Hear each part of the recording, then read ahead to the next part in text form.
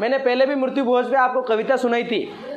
ओ सेठ जी कर्यावर करनो है थे याने उधार दो, बापू पहले ही मर गया थे यहाँ टावरा ने भी मार दो, कई भी वेजा मीठो पकवान करना ही पड़ेगा, यहाँ बाड़का ने बे किस्ता में मरना पड़ेगा। ए भाया पैसा नहीं वे तो उधार ले जा, थारा इकलौता खेत का कागज पांडा दे जा, थारी बई की कड़िया कंदोरा गेणे मेल दे, पण फटाफट हलवाई पा हई का पैसा मेल दे, देख 12 में थारी हितेशी समाज आवेला, दांत काटती जागा जलेबिया जामुन खावेगा। छोरा ने भणवा मेलवा को बुरो काम कदी नहीं करनो, जगह जमी वेचनी पड़े तो पड़े, पण कर्यावर ठाटू ज करनो, है ना।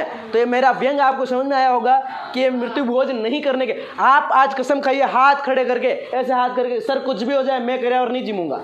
जिसमें हिम्मत है वो हाथ, जिसमें हिम्मत है, थोड़ी बहुत इंसानियत है, तो आपको जैसे इन्फॉर्मेशन मिले कि हाँ आपको क्या है, आपको पत्रिका मिलती है, आप तो सोचते हैं नुत्तो आयो, पर वास्तव में उस नज़रिए से देखो कि कोई आपको फोन कर रहा है, हाँ हमारा भाई जी मर गया, आई जा मिठाई खवाऊं, कितना अच्छा लगता है।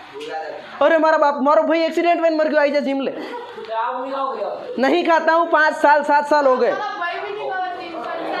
नहीं है ना।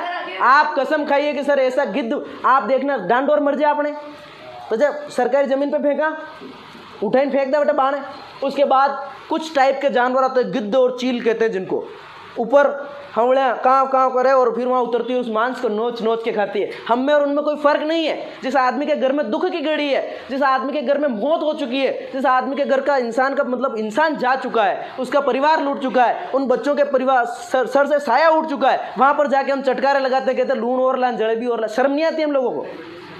इन कुरीतियों के खिलाफ आप खड़े नहीं होंगे तो फिर कौन खड़ा होगा? हिंदू धर्म को मानते हो? कितने संस्कार होते हैं? 16 संस्कार। कितने संस्कार? और 15वें के बाद जो 16वां संस्कार होता है वो होता है अंतिम संस्कार, दाह संस्कार। किस संस्कार वे? दाह। अंतिम संस्कार होता है 16वां। उसके बाद तो हिंदू धर्म की किसी किताब में नहीं लिखा कि 17वां भी कोई संस्कार होता है। तो फिर ये आप चटकारे लगाने वाला संस्कार क्यों करते हैं? अगर सोचना घर पे जाके, आप दूसरों के यहाँ तो मजा आता है आपको, लेकिन आपके जिसके घर में अनहोनी हुई और उसी के घर में मिठाइयाँ हलवा पूड़ी पक रही, उसकी आत्मा जानती है क्या हो रहा है ये। आज मान लीजिए मैं मेरे पिताजी से बहुत प्यार करता हूँ, खुदा न खास्ता मुझे कुछ हो जाए और मेरे पिताजी बैठे हों और उनके सामने हलवा बन रहा है। क्यों बन रहा है? कि मेरा प्रिय पुत्र जा चुका है दुनिया से, इसलिए मिठाई बन रही है लोगों को बांटने के लिए। शर्म आनी चाहिए हम लोगों को। किसी आदमी के मोटरसाइकिल चोरी हो जाए, आप 10 रुपये की मिठाई लेकर के उसके घर चलो, मिठाई खा लो यार, आपकी गाड़ी चोरी, खाड़ा मेरी थंग माता में। जब एक गाड़ी चोरी हो गई, उसकी मिठाई आप नहीं खा सकते, तो इंसान चला गया, उसकी मिठाई कैसे खा सकते हैं? शर्म आनी चाहिए। आप कसम खाएं कि सर आज के बाद ऐसा नवरा काम नहीं करें।